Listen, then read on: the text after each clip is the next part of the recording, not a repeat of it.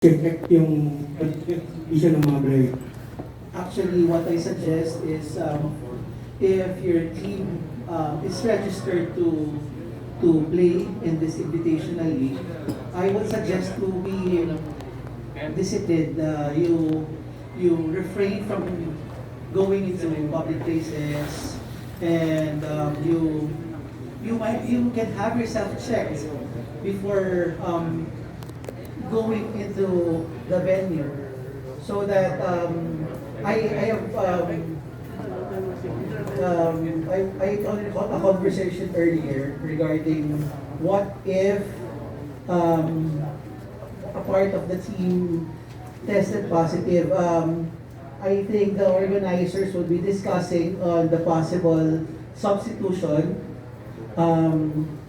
because that is something that no one wanted to be infected by COVID. So it will be agreed upon by the organizers on how do you substitute a patient who tested positive for COVID. Doc, follow-up question. Are you encouraging lahat ng mga sasali na teams to be fully vaccinated lahat ng mga athletes for this MPBL rotation? Actually, as we know that the vaccination is voluntary, and for the past centuries, and it has been tested that vaccines are protective. So I would strongly recommend for all the athletes, the team members, and all the support staff and the organizers to be vaccinated. So we have a month to have yourself vaccinated. And as you can see in the news that millions of vaccines have arrived. So we have to grab this opportunity to have ourselves vaccinated, because we are not just protecting ourselves, but we are protecting our families and colleagues. So, pare, how many rounds ng RT-PCR or antigen testing tong competition? So if you will play for the next 10 days, then you will have 10 rapid antigen tests because for every entry into the facility, you have to test negative for rapid antigen test.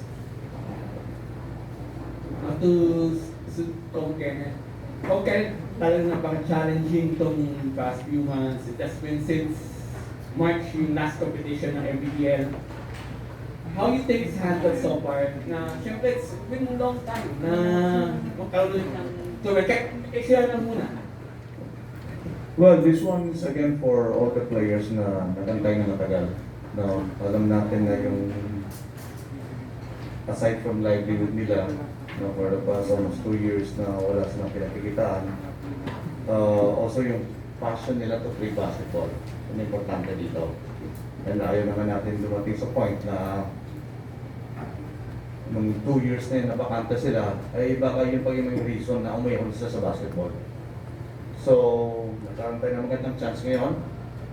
And I'm sure, no, kung anong na-feel ko sa player before, na-feel din nila ngayon na it's coming. It's for real na ma-ignite ulit ang MPBL, even though it's a short pocket tournament. But still, again, I hope na ma-inspire sila ulit, no? Yung iba, nakapag-isip-isip na this is the end na for my basketball career dahil baka wala ng pag-asa. Pero baka this time, ito yung pag-ignite natin dito is mabuhay ulit yun, yung passion nila.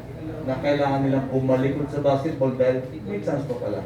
Meron pa pala tayong liga na binubuo na para sa kanila. Thank you, TJ. Anyone? Oh, okay. JP, question.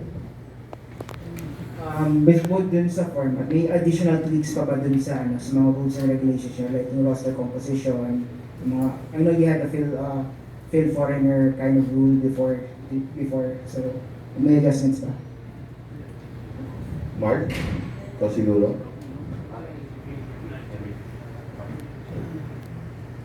at tungkol dun sa sa Phil-Foreign, basta ang nasa guidelines is kailangan may Philippine passport. Regardless kung kung white, black, or Malay, kailangan may Philippine passport and you are allowed to play. Wala rin height limit. JP, yung sa team composition, kasi our intention is to really relax the rules when it comes to who can play dito sa ating liga. So aside from the holders ng Philippine passport, hindi tayo maglalagay ng height limit dyan. So we will allow literally any player to see action dito sa ating invitational. And that is specifically because we just want to reignite the league in the best possible way. It's more entertaining that way. I know na alam ninyo yung mga previous na requirements set by the MPBL. And those are still alive in terms of the regular season, which is probably coming. There will be some changes, but again, we will deal with that pagdating ng regular season. Para lang dito sa ating invitational, yun lang muna. We will remove, or shall we say, relax the requirements. So we will eliminate the height limit for field foreigners, and yung no homegrown rule na yun na dating i-relax muna natin yun. So pretty much we're allowing anybody with a Philippine passport to play, as Pom had mentioned. Peter Atencio.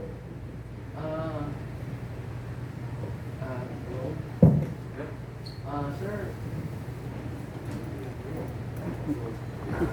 So, good afternoon. My question is, sir, to Mr. Kenneth Lorenz, sir, ano po ang proposed venues for this competition? And the bubble, can you talk about the bubble that is being put up for the competition? So yung mga proposed venues natin that we are considering as of today, again, this could change in the next couple of days because we are still studying the various options we have in terms of the venues. So sa ngayon, ang prospective venues natin for the tournament will be the Caloocan Sports Complex, the Inares Sports Center in Antipolo, and the Santa Rosa Sports Complex. So ito muna ang tatlo ang pinag-aaralan natin, and as I mentioned, this could change in the next couple of days. Pagdating naman dun sa setup natin, this will not be a bubble anymore, Peter. Kasi since the alert level has been relaxed to level 2, we can actually hold a closed circuit setup already, which means home, venue, home, or training facility, venue, training facility. But again, as Doc Jeff mentioned, this does not mean that we should relax ourselves in terms of taking care and being very diligent in terms of being safe. Kasi syempre, hindi mo alam kung saan nanggagaling exposure eh. If you become irresponsible and kung saan-saan ka nagpupunta with still a number of COVID cases present, that is not an assurance that you will not get infected. So responsibility as well will come into the picture. We can set all the rules possible, pero kung hindi mo susundan and you won't be safe, then baliwala yung rules na yun. So yung closed circuit na yun, it's relaxed, but it will fall down to the player and the management to be safe for everyone else. Thank you, Mark. Lito Redo, another question? Yeah, just want to ask the team managers, no? Kasi kare-relax lang ng IATF rules and wala tayong laro for the past 2 years. And then suddenly, 2 weeks from now, or at least 3 weeks from now, lalaro yung mga players nyo dito sa Invitational. Ano nyo, parang gusto nyo maabot dito sa Invitational, considering na wala kayong yung mga players nyo, walang training, medyo hirap na makapag, kahit 3 weeks straight siguro, hindi nakakapaglaro. Ano yung expectation na this coming Invitational? Siyempre, sasali ka sa isang liga, dapat ang gusto mo mag-champion. wala naman yata sa ating team na ayaw mag-champion. When it comes to sa sinasabi na walang preparation, kung hindi lang naman po yung teams namin na na-pandemic sila rin. So, mas magandang daw lang yan, pare-pareho lang naman. Diba? Yun yung, for me, yun ang ano ko. At saka yung mga players naman, sa mga kilala natin mga players, nag-individual training naman sila eh. Kasi, sabi nga ni commissioner, yung mga players natin, since then, ano na sila talagang very excited na makabalik ang basketball. Napakaganda nga itong ginagawa ng Chooks-to-Go and MPBL. Kasi nga, bibigyan tayo ng window para maibalik po natin ulit yung regional basketball ng MPBL. Yun, siyempre champion.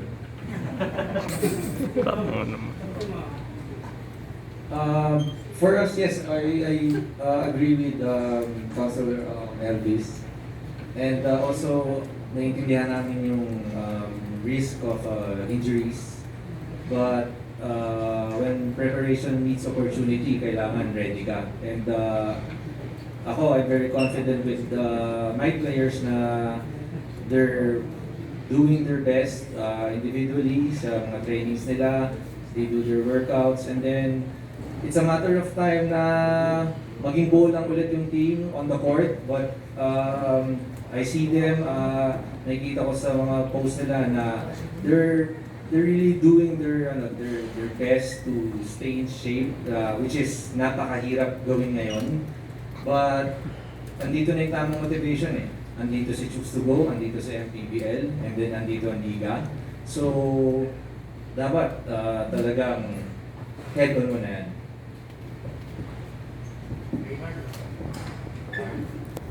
Same as Coach Elvis and Boss Paulo. Ganun din. Siyempre, everyone wants to go back to basketball. Pero, mas inuuna natin kasi yung safety. So, naiintindihan din namin yung eagerness talaga ng players na makapaglaro talaga. Kaya lang, it's a big no since yun nga, sobrang lala ng cases ng pandemic. But, nakikita naman din namin yung efforts nila na yun, they do workouts, tapos yung mga may basketball court naman sa bahay, they do shootings din. So, siguro, lalo na yung excitement ng mga players na makabalik, it will help talaga dun sa pagbuo ng gagawing liga ng Chooks-to-Go and MPBL. Thank you, Ms. Ange. Coach Elvis, saka Boss Pao, baka maglalaro pa ba kayo sa... Baka kulangin ang player niya eh. Para makatipid. Nag-abot pa kayo, Coach, ni Pao? Inabutan ko siya eh. Mas matanda sa akin. Malamang na-initiate to ng easy. Okay, more questions from our media friends? No. Attendance daw. Fans, spectators allowed? At this point, not yet. Things could turn for the better in the next couple of weeks, pero as of today, hindi pa rin pwede ang fans. This also came from a meeting we had with Gab. And sa ngayon, hindi muna pwede. Tayo-tayo lang muna, para sigurado.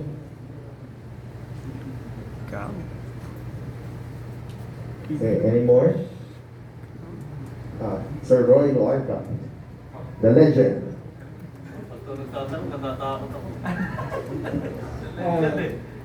Pwede kay ikaw mo, kay ano. Kay Mac, just in case na may mga pumasok pa tomorrow, and let's say na naging 16 teams, mag-i-stick pa rin ba tayo sa 10 days? As Comhec mentioned, depende kasi kung ilan pa ang dadagdag eh. Kasi actually kanina, before we started the presentation, we made a matrix to accommodate possibly up to 20 kung anong mangyayari. Meron nang hinihanda si Comhec na matrix depending on the final number of teams that you will have by 4 p.m. tomorrow. So si Comhec, kahit nakapikit yan, kaya niya mag-design ng isang buong tournament format regardless of how many teams is there. So we're ready, and we're welcoming kung sino man ang gusto mag-participate pa. Dagdag ko lang, kung 16 teams, mas maganda. Kasi naka-ready tayo. 16 teams, 4 na bracket. Taga-4 na teams each bracket. So, after nun, ang quarterfinals, top 2 teams. Kung 16 teams, top 2 teams. So, magiging 8. Knockout siya. And then after nun, knockout pa rin sa semifinals. 4 na team ang matitira. So, knockout pa rin yan. Then, ang finals natin, best of 3. Meron na tayong isang tournament. Battle quarter. So, pasok yan, sir, sa 10 days.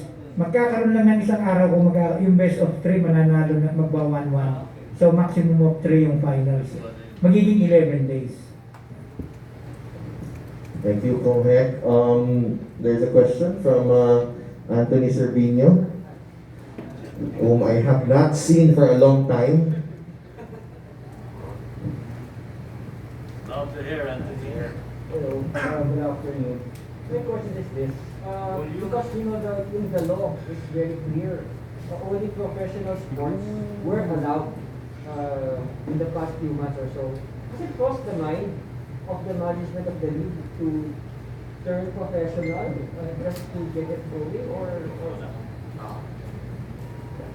So it's about turning the status of the MPBL into a pro league. So, Anthony, to answer your question, starting this invitational, the Chooks-to-Go and MPBL is professional already.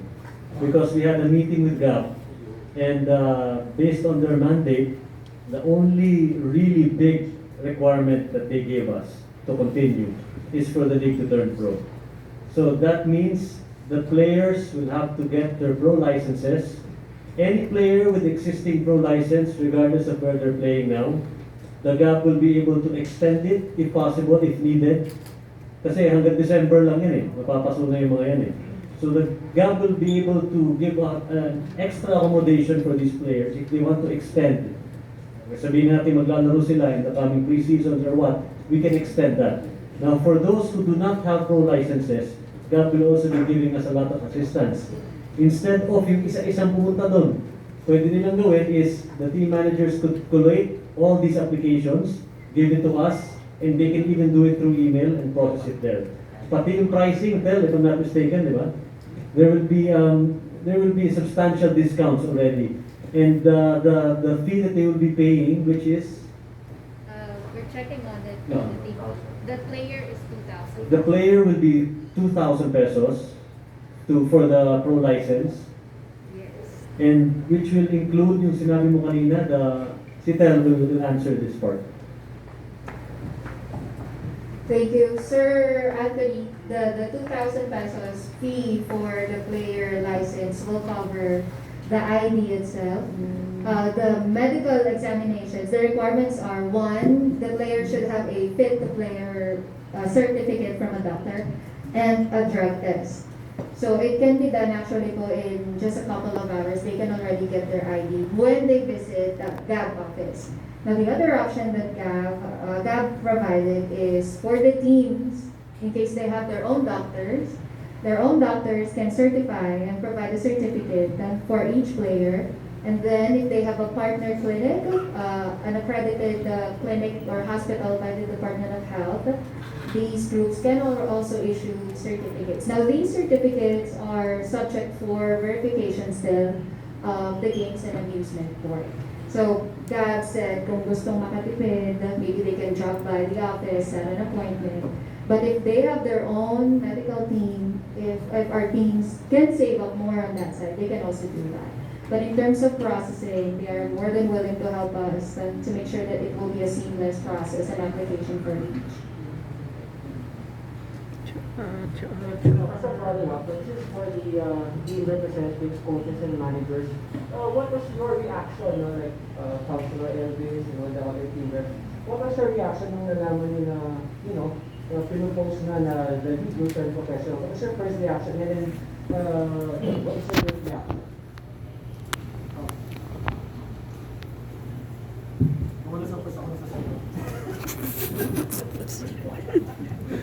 Ako na sa second reaction.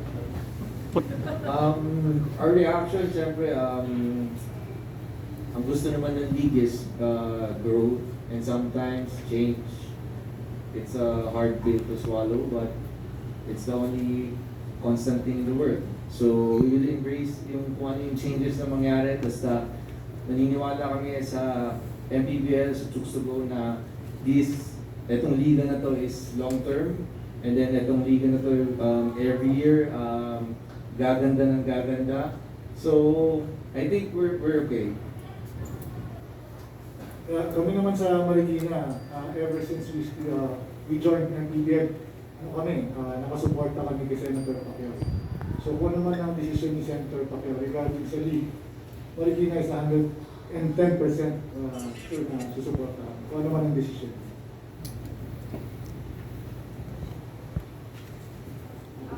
Sabi naman sa Rizal, we are always open for options naman. And if it's for the betterment and development naman ng basketball community, we're going to support Chooks-to-Go and MPBL.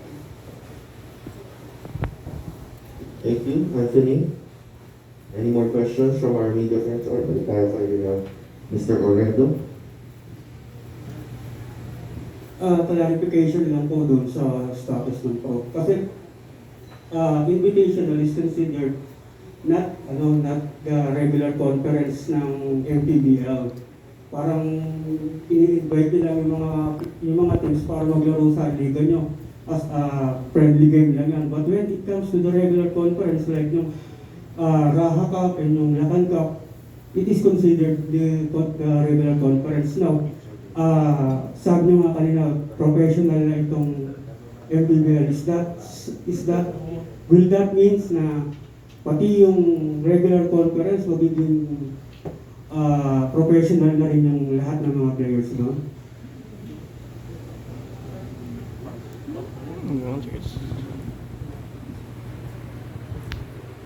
That is a direction we're looking at. Kasi kung sisimulan natin with the invitational and professional, based on the talks we had with GAP, the factors remain the same, whether it's an invitational or not. Plus, as I mentioned kanina, yung mga goals natin coming into the season coming up next year, isang panibagong usapan pa rin yan. The players of course will have their own concerns. But according to GAP, meron namang paraan para gawin yan. Let's say, kung meron maglalaro na amateur players in the collegiate ranks, will they be able to play in the amateur ranks after the invitational? Sabi ng GAP, yes, of course, we will allow them, we'll give them the SGL, they will be allowed to play and still go back to the amateur ranks. But for the invitational muna, kasi yun ang target muna natin ngayon, what to develop in terms of the process and the rules heading into this invitational this December, we will really have to stick that we are now professional in that level. So, inaayos na namin yung documentation when it comes to that. We already told the team managers what to do in terms of giving their players licenses, especially those who will be seeing action sa invitational. So, I hope that answers your question. Pinapagana lang mo ni Sir, kung yung mga unlicensed player can play din. They will have to get licensed. They will have to get licensed. Tutulong ang GAP sa pagbibigay ng license in the cheapest, fastest way possible. But if you want to play in the invitational, all our team managers are fully aware of it by now, their players will have to get licensed as professionals. Thank you, Mr. Oredo. Okay. Marana. More questions? Oh, Mr. Servino. By the way, how will you address the issue? Because since the league is now professional, how will you address the issue of players playing in multiple teams in different teams? Because we noticed in the last month or so, there are certain players in certain teams that are, crossing over to different communities. Yung mga players na naglalaro sa ibang liga, how do you address yung status na yan? Will you allow players? I think for the invitational lang muna, Anthony. Maybe in the future. Kasi pa-professional na yung status, so lahat pwede nang magtalon-talon sa ibang liga. So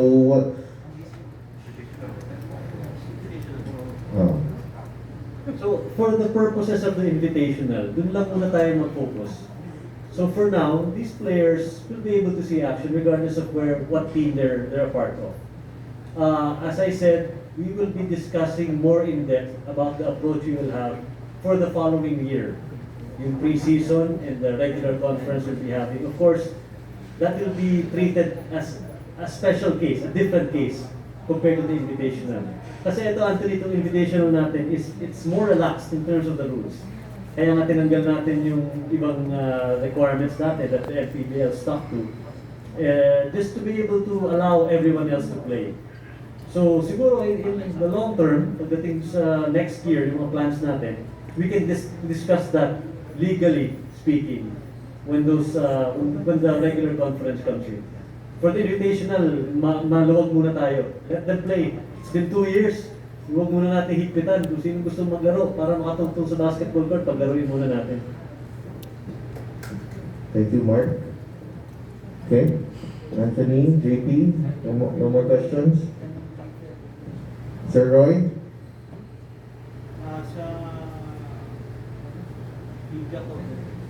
Okay.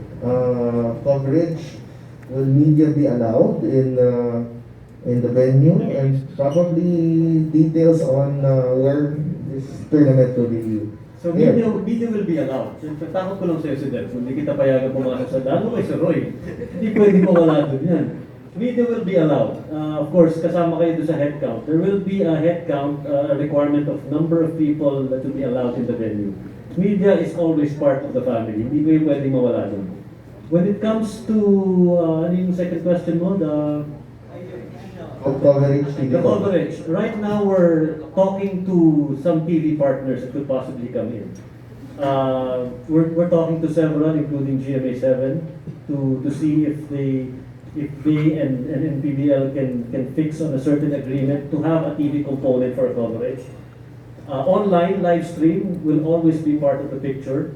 Kasi syempre, we believe that everyone's watching online. The reach is unprecedented when we have online. So, hand in hand yan. We're trying to figure the best possible coverage para mas maraming makanood. Thank you. Was Mark. So, Peter, huwag kang matulog doon sa venue. Dito, pwede. Kahit kahit saglit lang. May edit na si Peter. Siguro tapusin na natin yung press con, Peter, no? Okay, tapusin na natin.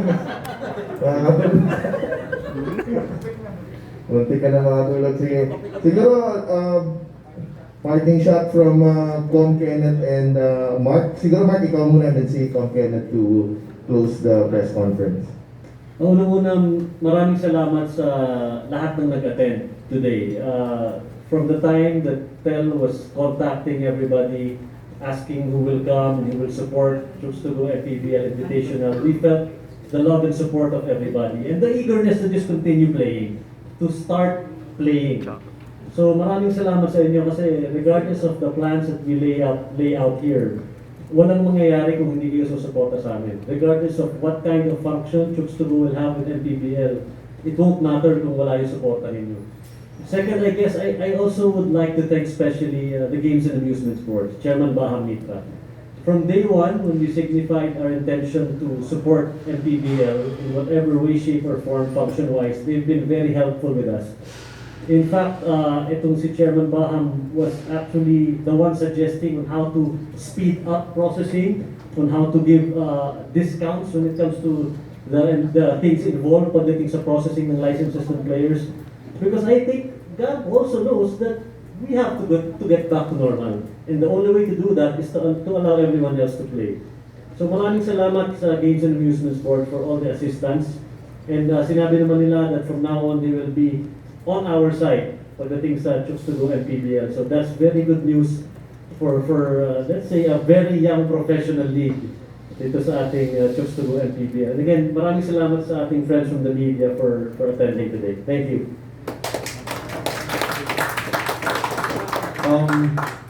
So pasalamatan of course ng ating CEO founder, Senator Manny Pacquiao, and also Boss Ronald Mascareñas for this partnership. Dahil kung hindi ito nag-usap ang dalawa, malamang wala pa rin tayo sa planning stage and itong invitation na to. So yung effort nila to have this invitation is malaking bagay po para sa mga matagal na nag-aantay na mangyari po ito.